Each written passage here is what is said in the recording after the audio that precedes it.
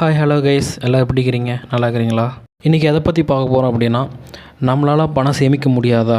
ஏன் முடியாது? கண்டிப்பாக நம்மளால் பணத்தை சேமிக்க முடியும். இந்த 3 விஷயத்தை கரெக்டாக செஞ்சிட்டோம்னா பணம் சேமிக்க முடியும். மாத கடைசியில் நம்ம கையில் பணம் இருந்தே இருக்கும். பட்ஜெட், சம்பளம் வாங்கினா நமக்கு எவ்வளோ செலவாகுது, எவ்வளோ மீதி ஆகுது, எல்லாமே பட்ஜெட் போட்டால் மட்டுமே தெரியும்.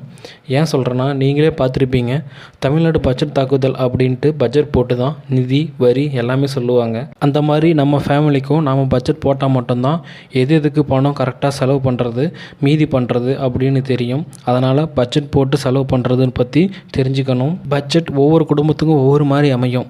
ஏன்னா குறைஞ்ச சம்பளம் வாங்குறவங்க இல்லை அப்படின்னா பெரிய ஃபேமிலியாக இருக்கிறவங்களுக்கு ஒவ்வொரு மாதிரி இருக்கும். பட்ஜெட் போட்டால் மட்டும்தான் பணம் நம்ம ஃபேமிலிக்கு சரியாக இருக்கா இல்லை பத்தாமல் இருக்கா அப்படின்னு தெரியும். அப்போதான் இந்த வருமானம் பத்தலை, இன்னும் கொஞ்சம் வருமானத்தை பெருக்கலாம் அப்படின்ட்டு ஒரு யோசனை வரும். நீங்களே ஒரு ரஃப்பாக ஒரு கணக்கு போட்டு பாருங்கள், ஒரு பட்ஜெட் சும்மா எழுதி பாருங்கள். அப்போ தான் உங்களுக்கே தெரியும் எவ்வளோ மீதி பண்ணுறோம், எவ்வளோ செலவு பண்ணுறோம், எவ்வளோ விரயம் பண்ணுறோம், எல்லாமே உங்களுக்கு தெரிய ஆரம்பிக்கும். அப்போ ஆட்டோமேட்டிக்காக உங்களுக்கு ஒரு ஐடியா கிடைக்கும். ஓகே, இந்த மாதிரி பண்ணலாம், இன்னும் வருமானத்தை பெருக்கலாம் அப்படின்ட்டு உங்களுக்கு யோசனை வரும். 2, வீண் செலவுகள். நமக்கே தெரியாமல் ஏகப்பட்ட செலவு பண்ணிகிட்ருப்போம். அது என்னென்னு கண்டுபிடிச்சி அந்த செலவுகளை குறைக்கணும்.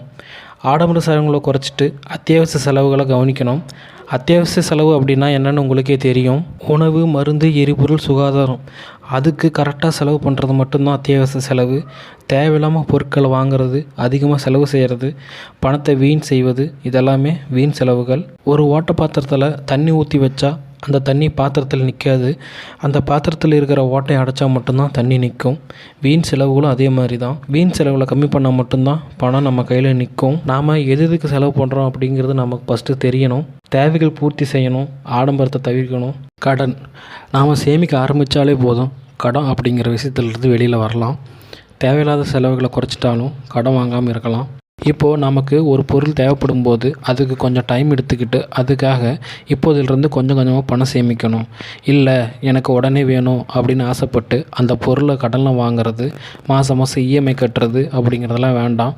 அப்படியே மாதம் மாதம் இஎம்ஐ கட்டிட்டு நடுவில் ஒரு மாதம் பணம் கட்டலை அப்படிங்கும்போது கடன் கொடுத்தவங்க கால் பண்ணுவாங்க, கேள்வி கேட்பாங்க. அதுவே நமக்கு அந்த பொருள் மேலேயும் அது ஏன்டா வாங்கணும் அப்படின்ட்டு நம்ம மேலேயும் ஒரு வெறுப்பு உண்டாக்கிரும். கடன் வாங்குறதெல்லாம் இப்போ ஈஸி ஆகிடுச்சு.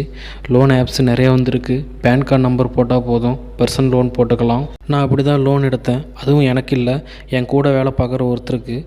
என்கிட்ட 20,000 அமௌண்ட்டு கேட்டார். அப்போது என்கிட்ட 2,000 தான் இருந்துச்சு. அந்த அமௌண்ட்டு கொடுத்துட்டு கம்முன்னு இருந்திருக்கணும். அவர் என்னால் முடியல, என் வீட்டில் ஒரே ப்ராப்ளம், 20,000 அமௌண்ட் இருந்தால் தான் நான் வீட்டுக்கு போக முடியும்ன்ட்டு சொன்னார். எல்லா பக்கமும் கேட்டு பார்த்துட்டேன், யாரும் இல்லைன்னு சொல்லிட்டாங்க, எப்படியாவது ஹெல்ப் பண்ணுங்க அப்படின்னு ரொம்ப கெஞ்சி கேட்டார். இப்போ என்கிட்ட அவ்வளோ பணம் இல்லைங்க அப்படின்னேன். உங்களோட ஃபோனில் கிரெடிட் பி லோன் ஆப் ஏற்றி அதில் பர்சனல் லோன் வாங்கி கொடுங்க அப்படின்னு சொல்லி சொன்னார். நான் கரெக்டாக மாதம் மாதம் இஎம்ஐ பே பண்ணிடுறேன், எனக்கு ஹெல்ப் பண்ணுங்க அப்படின்னாரு. நானும் இவ்வளோ கெஞ்சி கேட்குறாரே அப்படின்ட்டு ஹெல்ப் பண்ணலாம்னு பண்ணிட்டேன். 20,000க்கு 100 ரூபா கம்மியாக இருந்துச்சு. பரவாயில்ல அப்படின்ட்டு பேங்கில் கிரெடிட் ஆன உடனே ஏடிஎம்மில் எடுத்து கொடுத்துட்டேன். அவர் அழுதுகிட்டே ரொம்ப நன்றிங்க சொல்லி சொன்னார். மொத்தம் 8 மாதம் இஎம்ஐ கட்டணும். ஃபஸ்ட்டு 3 மாதம் நல்லா தான் போச்சு. அடுத்த 5 மாதம் அந்த கிரெடிட் பி லோன்காரங்கிட்ட நான் பேசாத மாதமே கிடையாது. அவர் அதுக்கப்புறம் லேட் பேமெண்ட்டாக கட்டிகிட்டு இருந்தார். இதுலேயும் 3 மாதம் நான் தான் கட்டினேன். அப்போ தான் நினச்சேன், கம்முன்னு 2,000 கொடுத்துட்டு நீங்கள் வேறு பக்கம் பார்த்துக்கோங்கன்னு சொல்லியிருக்கணும்னு. இந்த கிரெடிட் பி லோன் ஆப்பில் நான் வாங்கி எனக்கு சிவில் போச்சு, தேவையில்லாத மன உளைச்சலுக்கு ஆளாயிட்டேன்.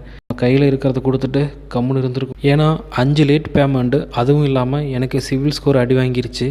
என்னால் வேறு எங்கேயும் லோன் வாங்க முடியாது மாதிரி பண்ணிட்டாரு. நீங்களும் பண உதவி பண்ணுங்கள், ஆனால் நம்ம கையில் இருக்கிறத கொடுத்துட்டு கம்முன்னு இருந்துக்காங்க. வேறு எங்கேயும் லோன் வாங்கியோ இல்லை அடுத்தவங்ககிட்ட கடன் வாங்கி கொடுக்குற வேலை வேண்டாம். ஏன்னா நான் ரொம்ப கஷ்டப்பட்டுட்டேன் அந்த விஷயத்தில். இந்த விஷயத்தை உங்கள்கிட்ட ஷேர் பண்ணுறது இந்த வீடியோ மேக் பண்ணியிருக்கிறேன். கண்டிப்பாக உங்கள் வீடியோ உங்களுக்கு பிடிச்சிருக்குன்னு நான் நம்புகிறேன். புதுசாக பார்க்குறவங்க நம்ம சேனலை சப்ஸ்கிரைப் பண்ணிட்டு பாருங்கள், லைக் பண்ணுங்கள், ஷேர் பண்ணுங்கள். மறக்காமல் பெல் ஐக்கானை அழுத்தி ஆளில் போட்டுக்காங்க. மீண்டும் ஒரு நல்ல வீடியோவில் சந்திப்போம். தேங்க்யூ ஃபார் வாட்சிங்.